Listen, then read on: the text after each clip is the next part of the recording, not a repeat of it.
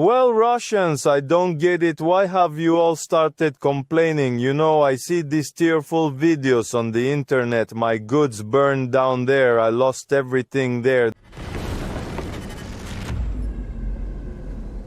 Vladimir Putin promised his people a 3-day war. 4 years on, Zelensky said it cost Russia roughly 700,000 dead, 14 times Ukraine's own losses.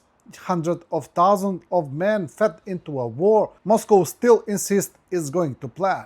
Here's what we know.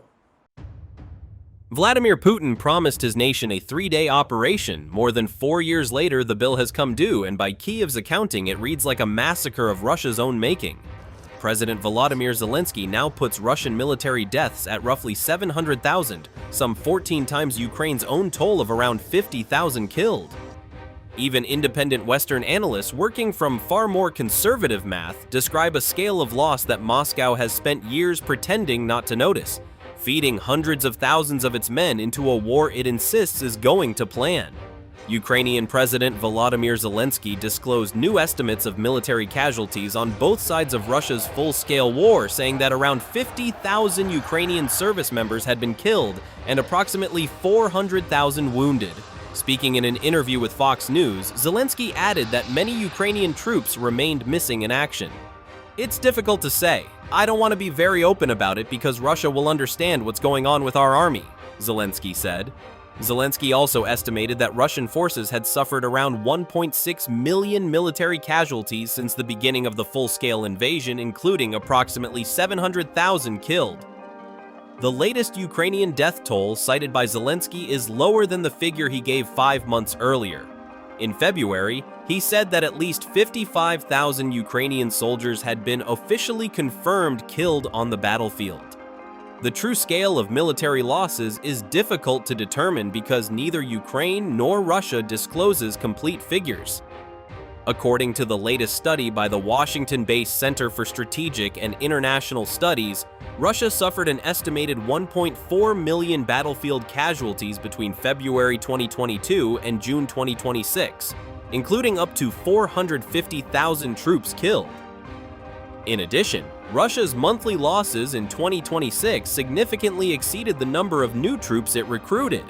The study also estimated Ukraine's losses at between 525,000 and 625,000 casualties, including between 125,000 and 150,000 troops killed.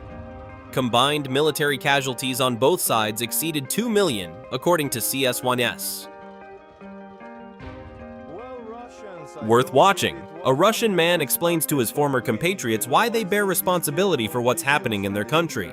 Well, Russians, I don't get it. Why have you all started complaining? You know, I see these tearful videos on the internet. My goods burned down there. I lost everything there. The goods were worth so much money, millions, tens of thousands. So what? Did something happen or what? Can you add 2 and 2 or not? Huh? What did you think, that it wouldn't affect you or what?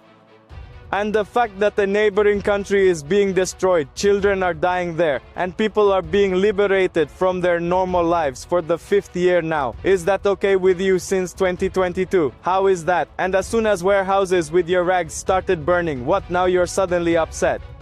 That is it, Tears. How could this be what? Is there any point in looking for posts from you on the internet saying that this is wrong, that we are against it? Probably not, right? So look, the war will touch everyone. And you know what? I don't feel sorry for you, not for your rags, not for your goods. Now go stand in line for gas for 5 hours, or even days. Go ahead, do whatever you want. I don't care about you at all. When I went to protest in 2022 and tried to open everyone's eyes before that, look at who is running the country, look at these devils, look at where this is all leading. Poverty, total corruption for 25 years now. And now on top of that, a war. No, everyone just tapped their temples and said, "You're a fool, just get out of here." Yes, I would have left, because no one, people like you, thick-headed and feeble-minded, ever came out to join me on the streets. That's it. There it is. The war has come to those who started it. Put 2 and 2 together, finally. They mean enemies sitting in the Kremlin. Well, that is fine. You just keep staying out of politics.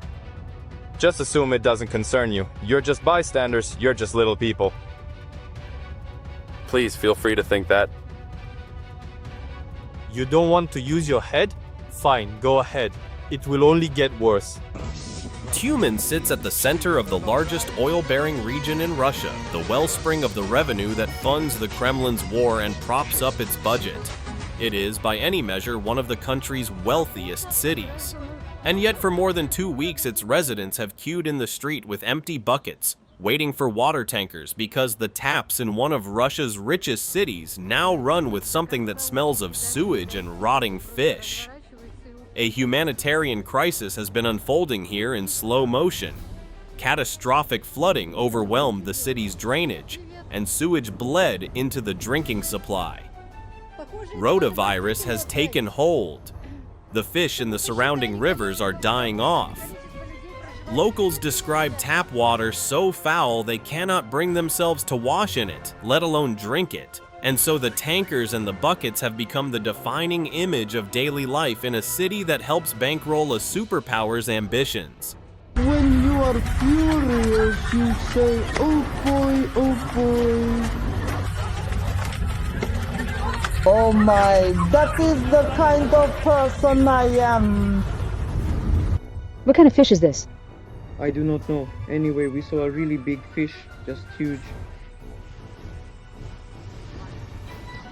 The whole lake is full of dead fish. The whole lake, it is just like some kind of apocalypse.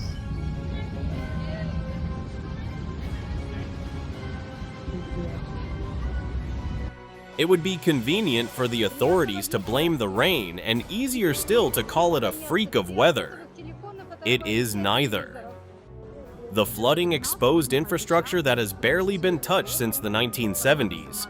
Drainage networks and water treatment systems built in the Soviet era and left to decay through decades in which the money to fix them was always available and always spent elsewhere.